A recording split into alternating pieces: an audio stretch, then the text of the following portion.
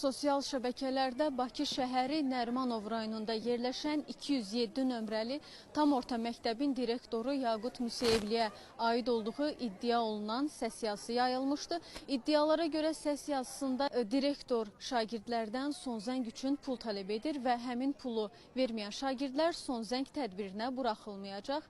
11A sinifinin rəhbəri bildirir ki, direktor uşaqları otağına yığıb pul tələb edib və az məbləği qəbul etmir. Pul vermək istəməyən şagirdlərə isə təzyiq edib. Həmçinin bildirib ki, son zəng tədbirinə gələn qonaqlara süfrədə açılmalıdır. Ona görə də pul vəsaiti lazımdır. Səs yazısında adı hallanan 11-ci sinif şagirdi də bildirdi ki, pulun yığılması ilə bağlı şagirdlər arasında ayrı seçkilik olunur.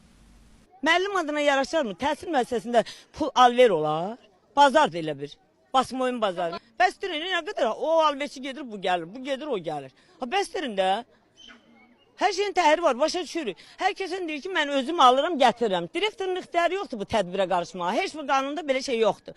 Valideyn komitəsi uşaqlar qarışmalıdır bu tədbirə. Bizi çağırdı kabinetinə. Yayılan səs yazısında da var ki, mən bildirirəm ki, ona bizim valideynlərimiz danışmalıdır da. Biz niyə bura yığılmışıq? Çünki saat 4-də valideynlər gəlib danışmalıydı. Bizə bunu bildirdi ki, 150 manatı verməyən uşaqlar 15 manatı verib, burada rəqs eləyib çıxıb gedəcəklər. Mənim digər uşaqlarım DJ istəyir, nə bilim nələr istəyirlər. Mən onların yəni onların dediyi olacaq, mən deyən olacaq, siz deyən olmayacaq. Biz hətta ona bildirdik ki, yəni aşağı məbləğlə eləyək. Dedi ki, mən burada bazar komam, gəlib burada endirim eləyirsiniz mənə və yaxud da nə isə. Həmçinin deyilənləri təkzib edən valideyn və şagirdlər də var. Onlar səs yazısının kəsilib paylaşıldığını bildirirlər. Valideyn qeyd edir ki, onlar 11-ci siniflər olaraq direktorla görüşəndə maliyyə məsələsinə onu qatmamalarını bildirib. Biz də 11-ci sinifin son zənginə hazırlaşırdı uşaqlar və biz də bugün uşaqlarımızın arzularının ömründə bir dəfə keçiriləcək son zənglərinin arzularını həyata keçirməkdən ötəri bu günləri biz onların tədbirlərinin gözəl olması üçün, dekorasiyaslarının və ya musiqili və ya əyləncəli keçməsi üçün bir valideyn olaraq hansısa bir məbləğdə pul yığırıq və o yığdığımız pulu da valideynlər arasında eləyirik. Bax, o şikayət edən valideynlərə sərdən sual verirəm. Uşaqlarına da, valideynlərə də. Siz bəlkə məsələ pul vermişsinizmi? Bu günləri direktor sizdən pul alıbmı? Bu suala xeyr, verməmişik cavabı verirlər.